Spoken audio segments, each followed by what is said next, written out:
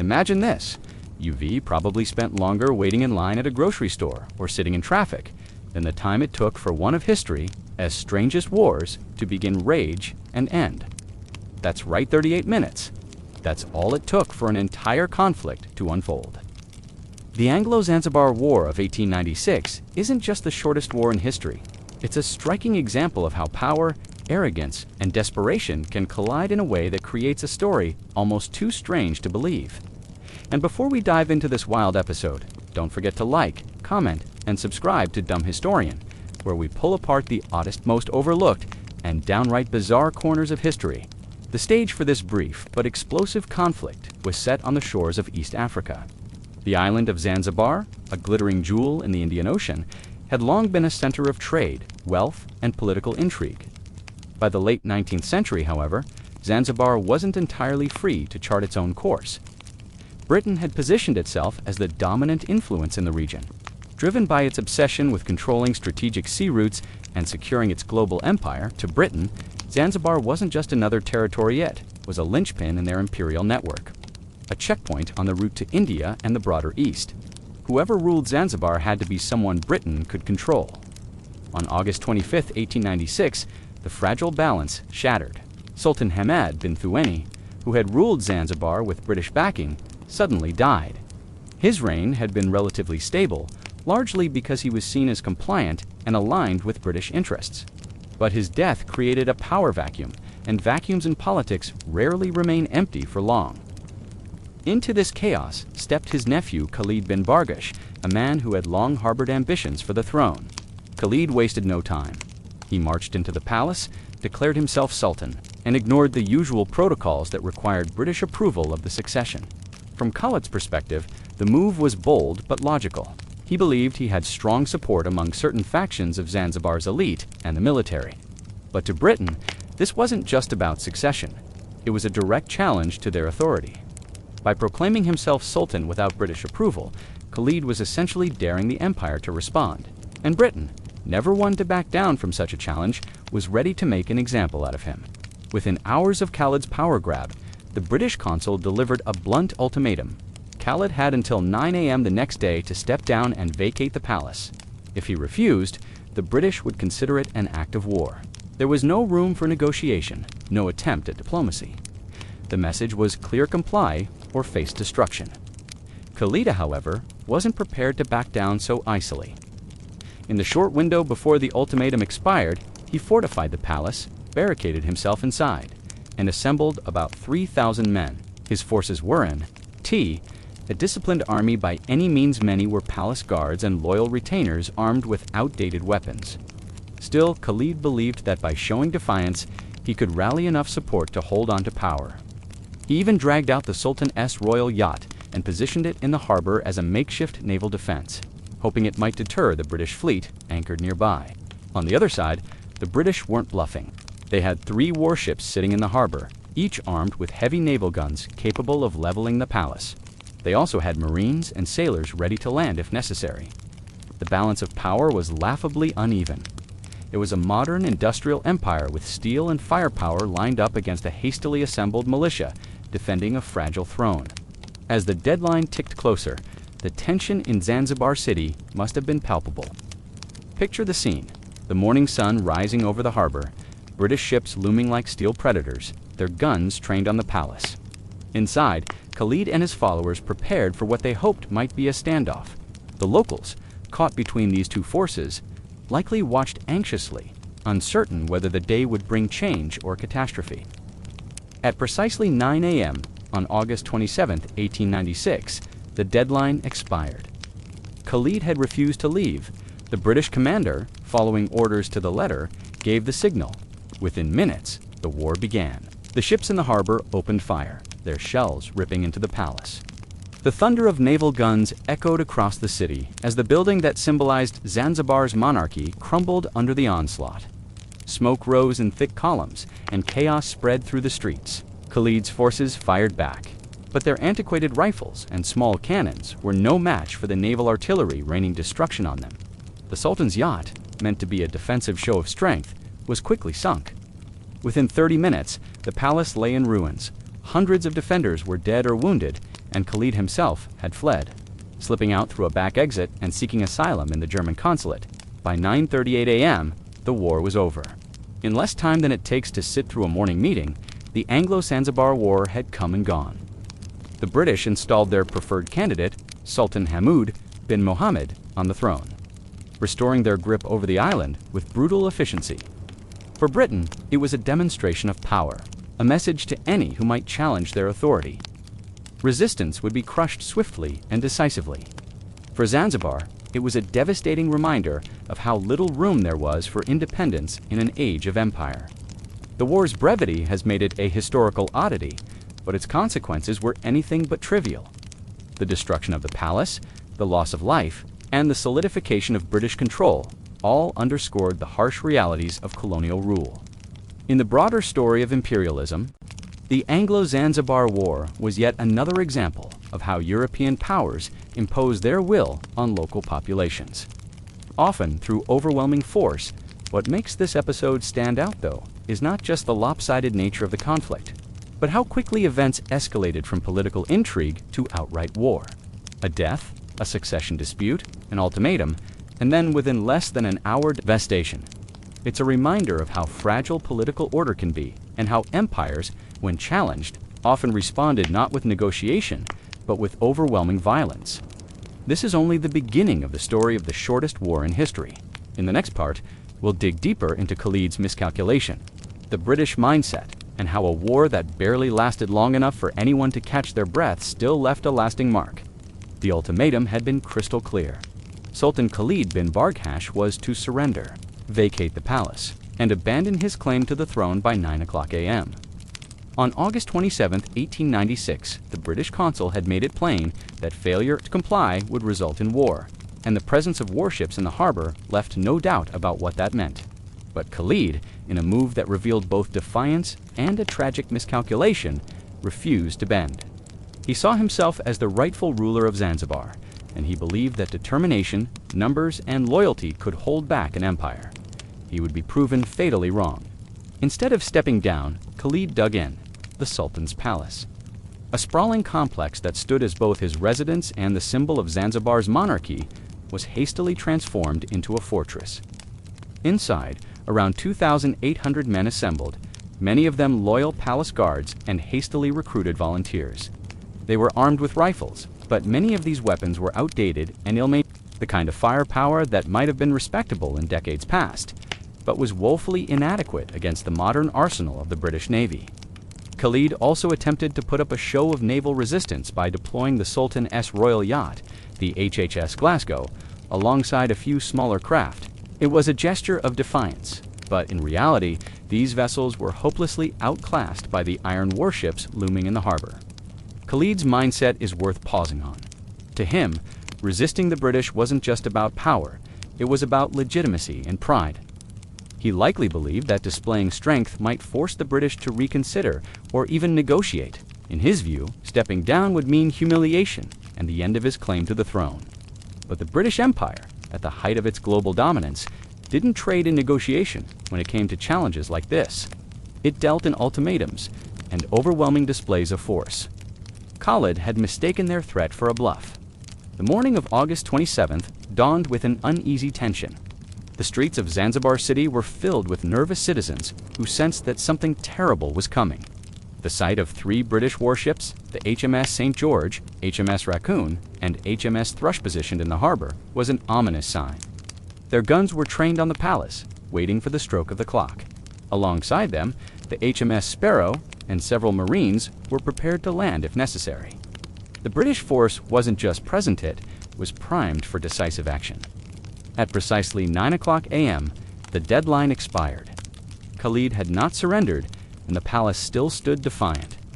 For a brief moment, there was silence, as if the world itself held its breath. Then, at 9:02 a.m., the first shot rang out. The war had begun. The British bombardment was immediate and devastating. The opening salvo came from the St. George, the flagship, its shells ripping into the ornate palace walls.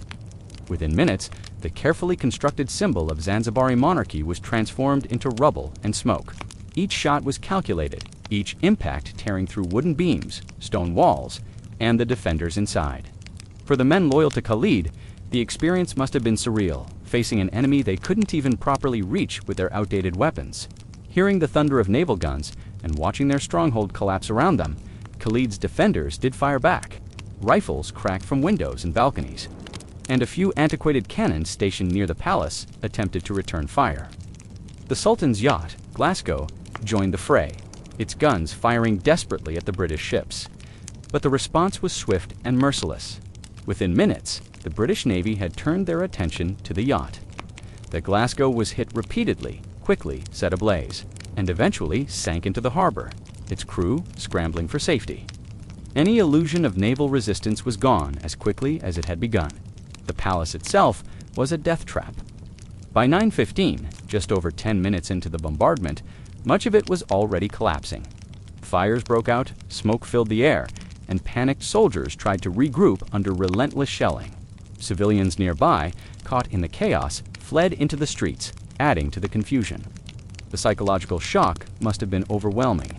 Many of Khalid's men had likely never seen, let alone experienced, the full power of industrial naval artillery. Against such force, their resistance wasn't just futile, it was suicidal. Meanwhile, the British Marines advanced through the city, securing key positions and ensuring that no counterattack would materialize. They met little effective resistance.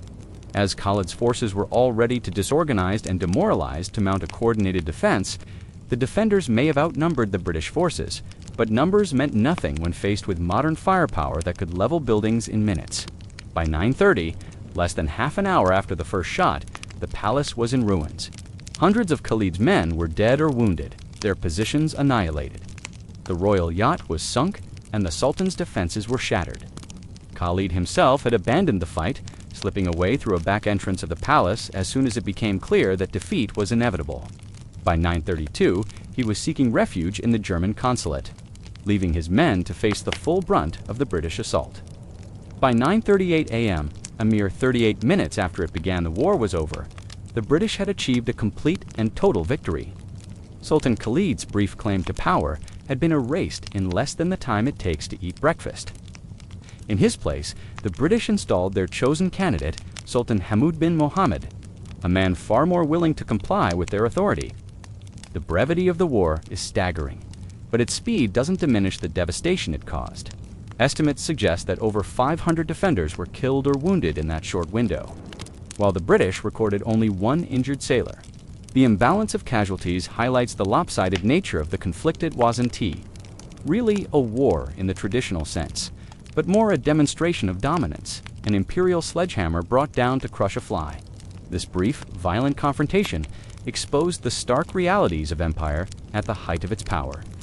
Khalid's defiance, however courageous it might have seemed in his own eyes, was never going to succeed against the industrial might of the British Navy. His miscalculation lay in underestimating not just their willingness to act, but their determination to make an example of him. To the British, Zanzibar wasn't simply a local issue, it was a critical strategic point, and they were prepared to destroy a palace, sink a yacht, and kill hundreds in order to protect it. As the smoke cleared and the ruins of the palace smoldered, Zanzibar was once again firmly under British control. The lesson was as brutal as it was swift. Resistance would not be tolerated, and challengers would be dealt with in the most decisive way possible. What unfolded that morning was just the shortest war in history. It was a snapshot of imperialism Iron Fist, dressed up as politics but delivered with the roar of naval guns. This was the dawn of disaster for Khalid, but for the British, it was the ultimate display of efficiency. 38 minutes to crush a rebellion, rewrite the line of succession, and remind the world who really held power. The story didn't end there, though, and the aftermath would carry consequences both political and symbolic. But in that single morning, history recorded what it still remembers today, the shortest war ever fought. Born out of pride, defiance, and a tragic misreading of empire's resolve. The first moments of the bombardment set the tone for what was to come, and it was nothing short of catastrophic for Sultan Khalid's defenders. At precisely 9:02 a.m., the guns of the Royal Navy opened fire. Shells from the HMS St. George, the flagship in the harbor, ripped into the palace complex with precision, each detonation sending up plumes of smoke and fragments of stone and timber. The men inside the palace who had prepared for battle suddenly found themselves facing a level of destruction they had likely never imagined possible. The British had brought a battleship and 5 gunboats to bear, each one equipped with modern naval artillery capable of unleashing devastation in seconds. Against them stood the forces of Khalid, nearly 3,000 strong on paper, but armed with outdated rifles and cannons that belonged to a different era. The imbalance was staggering. This was not two armies meeting on equal terms. It was industrial firepower directed against a collection of men and structures that were never designed to withstand such a storm. Khalid's men did what they could. From the palace walls and windows, rifle fire cracked toward the harbor, and a handful of antiquated cannons returned fire. But the British ships sat comfortably at a distance, well out of the effective range of most of the defenders' weapons. The British gunners, trained and experienced, responded with cold efficiency.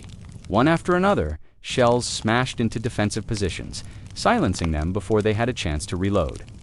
The air was thick with the roar of guns, the crash of explosions, and the screams of those caught in the chaos. Perhaps the most symbolic moment came when the Sultan's yacht, the HHS Glasgow, tried to enter the fray. Anchored in the harbor as the jewel of Khalid's small navy, it carried a few guns and a crew determined to fight. But the ship was hopelessly outdated. Its cannons could not match the range or accuracy of the British batteries, and its wooden structure made it fatally vulnerable. Within minutes, British fire found its target. Shell after shell tore into the Glasgow, igniting fires on its deck and punching holes through its hull. Smoke poured from the stricken vessel as its crew struggled in vain to keep fighting. By 9:15 a.m., the yacht was ablaze. Shortly after, it slipped beneath the waters of the harbor, sinking with the sound of crackling flames and collapsing timbers. The pride of Khalid's small navy was gone almost as soon as it had joined the battle.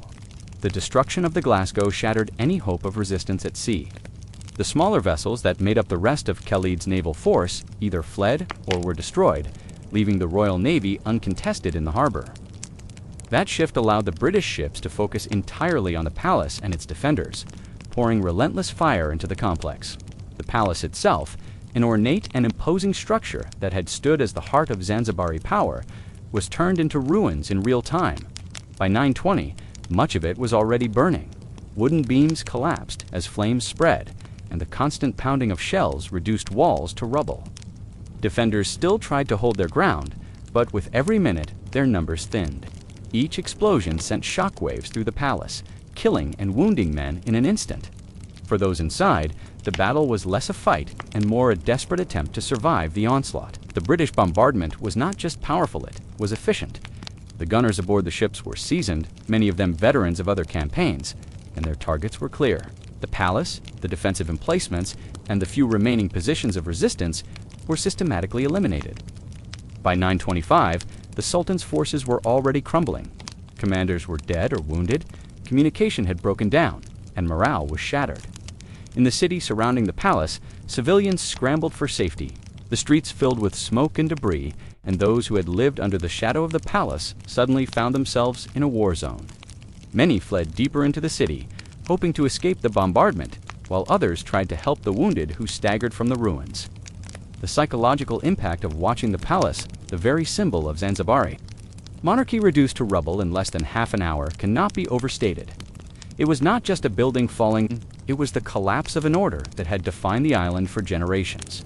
At around 9:30, with the palace in flames and the yacht sunk, the flag of Khalid still flew above the wreckage. In naval tradition, a flag represented defiance until it was lowered.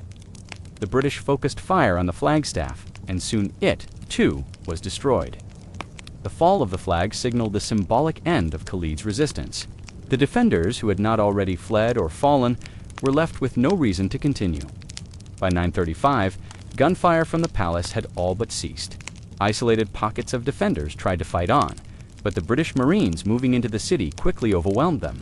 The palace, once bustling with men ready for war, was now a smoking ruin littered with the dead and wounded. Khalid himself had already abandoned his position. Realizing that the battle was lost, he had fled through a back passage to the safety of the German consulate, leaving his men to face the consequences of his decisions. At exactly 9:40 a.m., only 38 minutes after the first shot was fired, the war was over. the British had decisively crushed the rebellion.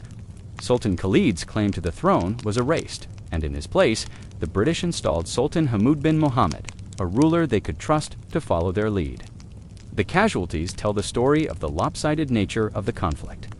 Over 500 of Khalid's men were killed or wounded in those 38 minutes, while the British suffered only one wounded sailor.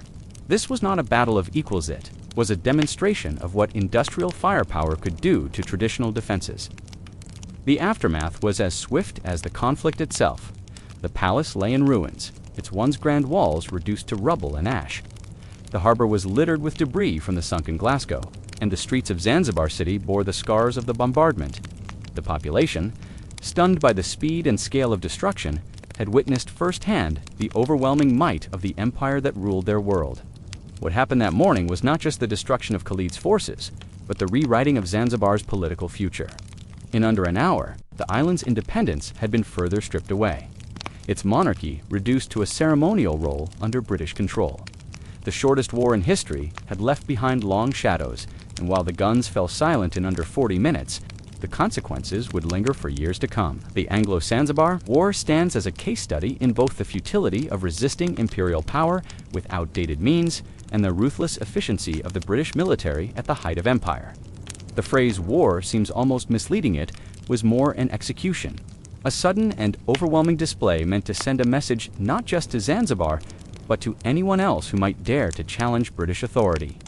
That message was heard loud and clear. For Khalid and his followers, those 38 minutes marked the end of a dream of sovereignty. For the British, it was proof of their ability to enforce dominance without hesitation. And for history, it became a reminder that wars don't have to last months or years to reshape the fate of nations. Sometimes, all it takes is 38 minutes of unrelenting firepower to redraw the lines of power. The dust had barely settled over Zanzibar city when the reality of what had happened began to sink in. Less than an hour of combat had left the palace in ruins, the harbor scarred by fire and debris, and the once proud forces of Sultan Khalid decimated. The disparity in casualties told the story more clearly than anything else could. Around 500 Zanzibaris killed or wounded, compared to just a single injured British sailor. The sheer imbalance was not simply a military fact, it was a statement. It was the empire showing that resistance, no matter how determined, would be crushed by overwhelming force. Khalid himself, the man whose ambition had lit the fuse, was nowhere to be found when the fighting ended. As the shells pounded the palace and his men fell in droves, he had slipped away through a side passage, abandoning his stronghold and seeking refuge in the German consulate. It was a desperate gamble, but one that saved his life. International law meant that the British could not storm the consulate without risking a diplomatic crisis with another European power, and the Germans, though not eager to involve themselves in Khalid's folly, offered him protection for the moment.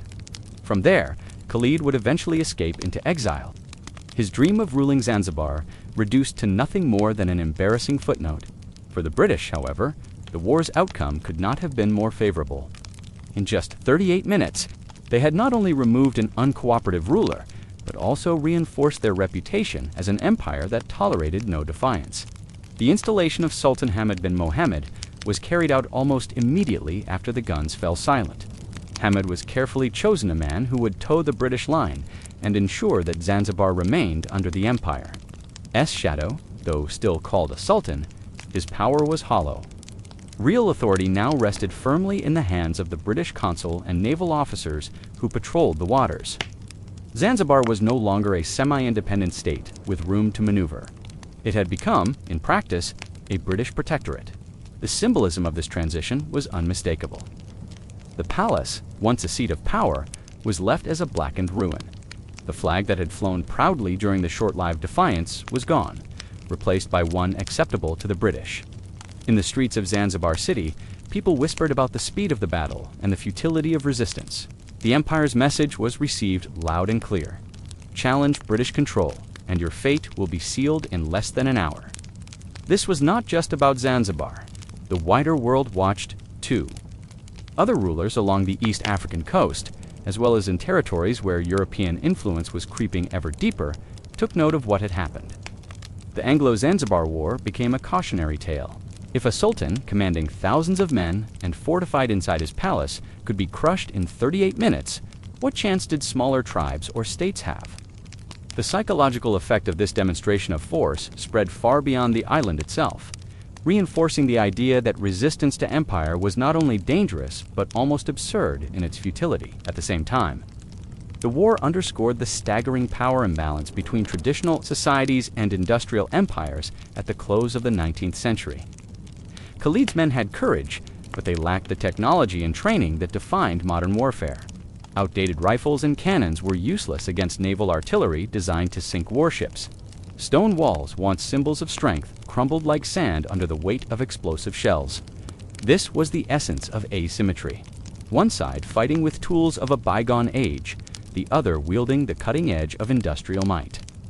For the ordinary people of Zanzibar, the aftermath was more immediate and personal.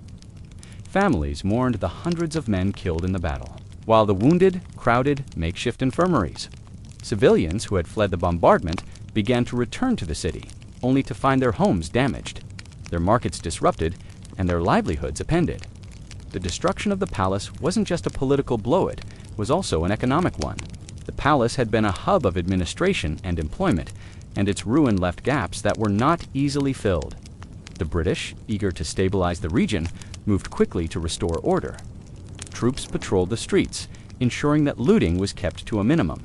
While the new sultan was presented as a figure of continuity, even if everyone understood who truly pulled the strings, at the same time, the British began to entrench their presence further. Control over customs, taxation, and trade was tightened. The harbor, one of the key reasons Zanzibar had always been valuable, now became more firmly integrated into Britain's imperial network. In London, news of the conflict was met with a mix of amusement and pride. Newspapers marveled at the brevity of the war, calling it the shortest in history, while also emphasizing the efficiency and strength of British forces.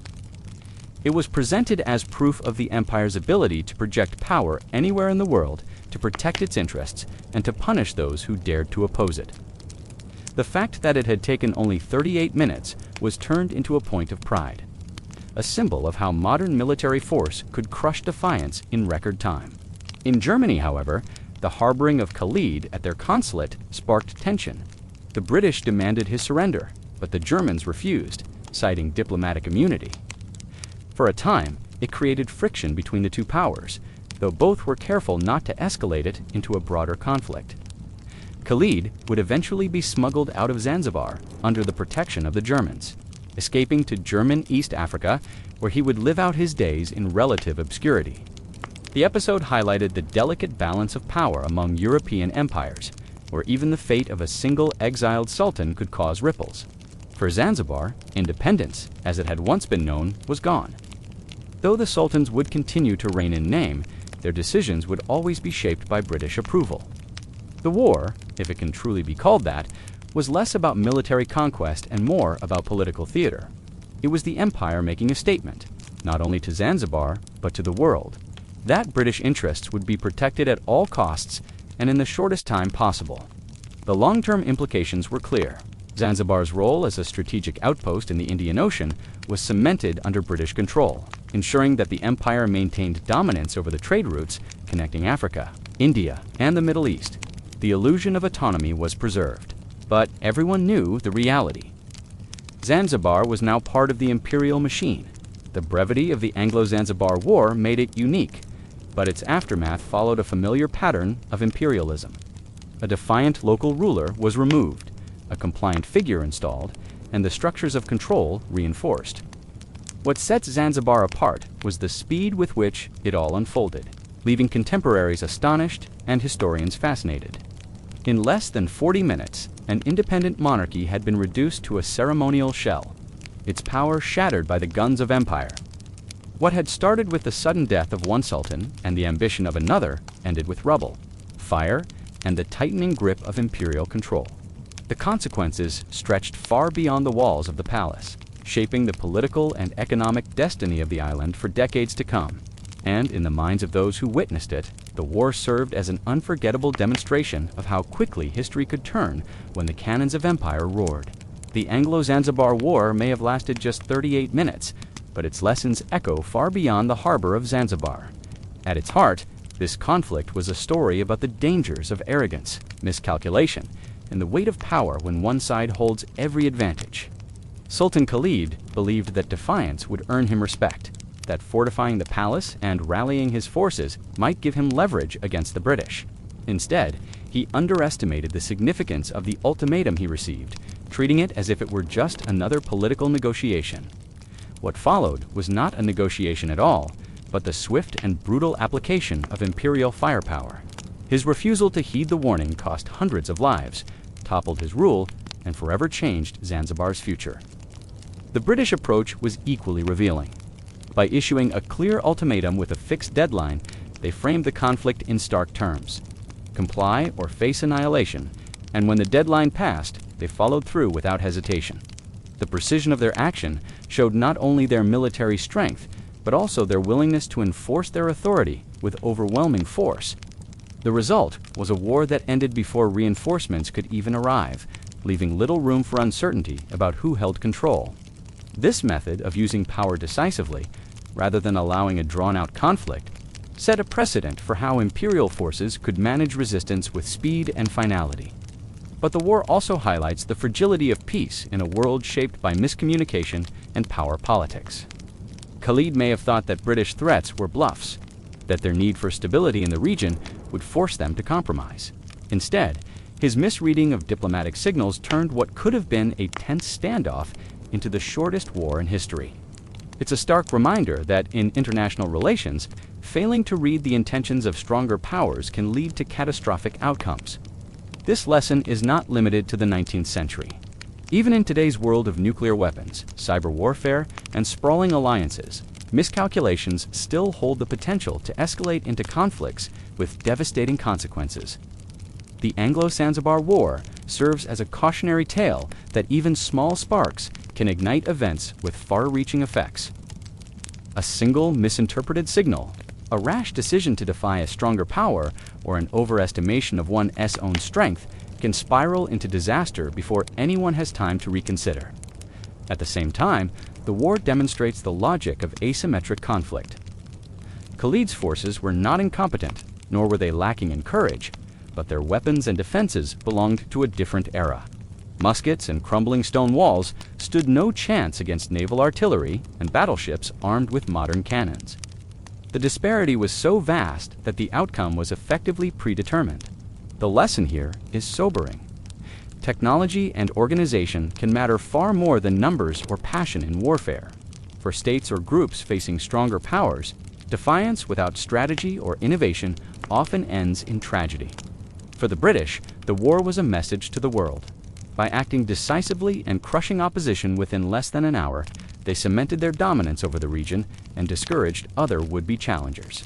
Yet this also reveals the darker side of imperial control, the willingness to use overwhelming violence, not just to win, but to intimidate. Zanzibar's independence ended not through diplomacy or gradual negotiation, but through fire and blood in the span of a single morning. The speed of the war does not make it less significant, it makes it more striking, a reminder of how fragile sovereignty can be when confronted by empire. The brevity of the Anglo-Zanzibar War also makes it an object of fascination. People often measure wars in years, sometimes decades. To hear of one that ended in just 38 minutes feels almost absurd, like a footnote in history. But the implications were anything but trivial. The Sultanate was reduced to a protectorate. Lives were lost, and the empire's hold over East Africa tightened. The short length of the war does not erase its consequences. It magnifies the shock of how quickly history can change. Looking at the modern world, the same principles still apply. Misread ultimatums, technological imbalances, and the willingness of powerful states to act decisively can all lead to conflicts that are short but transformative.